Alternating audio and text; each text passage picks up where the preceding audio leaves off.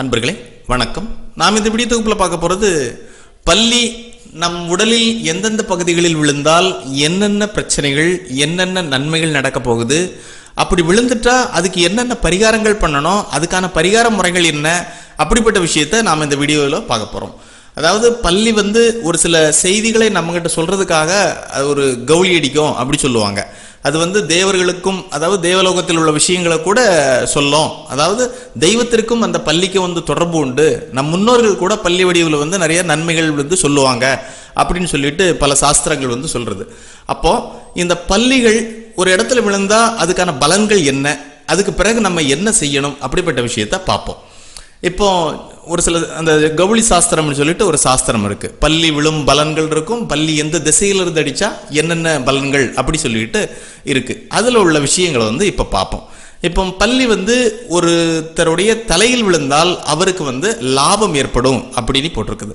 அடுத்தது பல்லி நெற்றியில் விழுந்தால் நம்மளுடைய காதலியை சந்திக்க போறோம் அப்படின்னு தற்செயலா நம்ம அந்த விஷயம் நடக்கும். அடுத்தது பல்லி ரெண்டு புருவங்களுக்கு இடையில் பல்லி விழுந்தால் பெரிய பெரிய அரசாங்க அதிகாரிகள் கூட உங்களுக்கு உறவு மேம்படும் அப்படின்னு போட்டிருக்காங்க. அடுத்தது கழுத்து பகுதியில் பல்லி விழுந்தா எதிரி அழிய போகிறான் அப்படின்னு அர்த்தம். உங்களுடைய எதிரிகள் அழிய போறாங்க அப்படின்னு அர்த்தம். அடுத்தது இடது காதில் பல்லி விழுவது நன்மையை பயக்கும். அதே சமயம் வலது காலில் பல்லி விழுந்தால் உங்களுடைய வயதை கூட்டும்.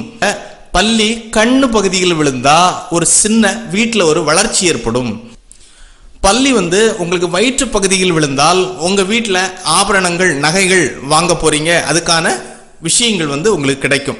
பல்லி தொடப்பகுதியில் விழும்போது உங்களுக்கு நல்ல பலன்களே கிடைக்கும். அடுத்தது பல்லி கன்னத்தில் விழுந்தால் நெருங்கிய நண்பர்களுடைய நல்ல ஒரு தொடர்பு கிடைக்கும், பெரிய பெரிய அதிகாரிகளின் தொடர்பு கிடைக்கும். பல்லி கையில் விழுந்தால் நீங்க புதிய ஆடைகளை வாங்கலாம், புதிய ஆபரணங்கள் வாங்கலாம், அப்படிப்பட்ட ஒரு நிலைமை ஏற்படும். பல்லி தோளில் விழுந்தால் வெற்றி கிடைக்கும். பல்லி தொப்புள் பகுதியில் விழுந்தா செல்வம் சேரும் அப்படின்னு சொல்றாங்க. பல்லி இடுப்பு பகுதியில் விழுந்தா புதிய வாகனங்கள் வாங்கக்கூடிய ஒரு வாய்ப்பு கிடைக்கும். இந்த பல்லி உங்க உடம்புல எந்தெந்த இடத்துல விழுந்தா என்னென்ன தீங்குகள் விளையும், அப்படிப்பட்ட விஷயங்களை பார்ப்போம். இப்ப பல்லி உதட்டின் மேல் விழுந்தால் பண இழப்பு ஏற்படும். பல்லி மூக்கில் விழுந்தா உடல் நலம் பாதிக்கப்படும். இடது கையில் பல்லி விழுந்தா அரசாங்க வேலைகள்லயும் ஒரு சில தடைகள் ஏற்படும். மார்புல பல்லி விழுந்துன்னு சொன்னா உங்களுக்கு வீட்டுல ஒரு துக்கத்தை ஏற்படுத்தும். முதுகில் பல்லி விழுந்தால் மனோ ஆரோக்கியத்துக்கு அது நல்லதில்லை, ஒரு சில பிரச்சனைகள் தடங்கல்கள் ஏற்படுறதுக்கு வாய்ப்புகள் இருக்கு. பல்லிகள் வலது மணிக்கட்டில் விழுந்தால் பண இழப்பு ஏற்படும். பல்லி தலைமுடியில் விழுந்தால் அது ஒரு பெரிய ஒரு ஆபத்தாக கருதப்படுகிறது. ஒரு விபத்துகள் ஏற்படலாம், மரணம் நிகழலாம் அப்படிலாம் சொல்லப்படுது. பல்லி இந்த பாகங்கள்ல விழுந்துருச்சு, அதுக்கு பிறகு நம்ம என்ன செய்யணும், அதுக்கான பரிகாரங்கள் என்ன, அந்த விஷயத்தை பார்ப்போம். இப்ப பல்லி விழுந்த உடனே நீங்க என்ன செய்யணும்னு சொன்னா உங்களுடைய கை கால்கள் வாய் எல்லாத்தையுமே சரியா கழுவணும். அதே போல அந்த பாத்திரத்துல கொஞ்சம் எண்ணெயை வச்சுட்டு அந்த பல்லியோட உருவத்தை நீங்க காணணும்.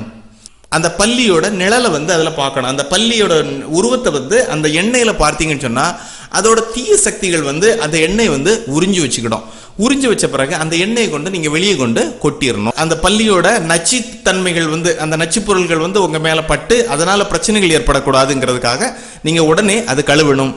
உங்க துணிகள்ல மேல பட்டா கூட துணிகளை உடனே துவைச்சி எடுக்கணும். அதனாலதான் என்ன பண்ணுவாங்க, ஒரு சில வீடுகளில் எண்ணெயை திறந்து வைக்க மாட்டாங்க. எண்ணெயை திறந்து வச்சா அதோட அந்த பல்லியோட தீய சக்திகள் எல்லாம் அது உறிஞ்சி வச்சுக்கிடும். அந்த எண்ணெயை நம்ம உடம்புல தேய்க்கிறது வாங்குறது அது நல்லது கிடையாது. அதனால என்ன பண்ணுவாங்க, எண்ணெய் எப்பவுமே மூடிதான் வைப்பாங்க. அந்த எண்ணெயை எடுத்து அதுக்கு பிறகு அந்த எண்ணெயை எடுத்து நீங்க வெளியே எங்கேயாவது மண்ணில் கொட்டிடணும். அதை பயன்படுத்தக்கூடாது. அதுல அதிகமான தீய சக்திகள் நிறைஞ்சிருக்கும். அந்த பல்லியோட எதிர்மறை சக்திகள் எல்லாமே அந்த எண்ணெய் உறிஞ்சி வைக்கும். அதனாலதான் வீட்டில் எண்ணெய் விஷயங்களை திறந்து வைக்க கூடாது அப்படின்னு சொல்றது. நன்றி, வணக்கம். இந்த மாதிரி விஷயங்கள் உங்களுக்கு பயனுள்ளதா இருந்திருக்குன்னு நினைக்கிறேன். இதெல்லாம் புதிய விஷயங்கள், அதனால பயனடையுங்கள். நன்றி, வணக்கம். தவறாம நம்ம சேனலை சப்ஸ்கிரைப் பண்ணுங்க, ஷேர் பண்ணுங்க, லைக் பண்ணுங்க.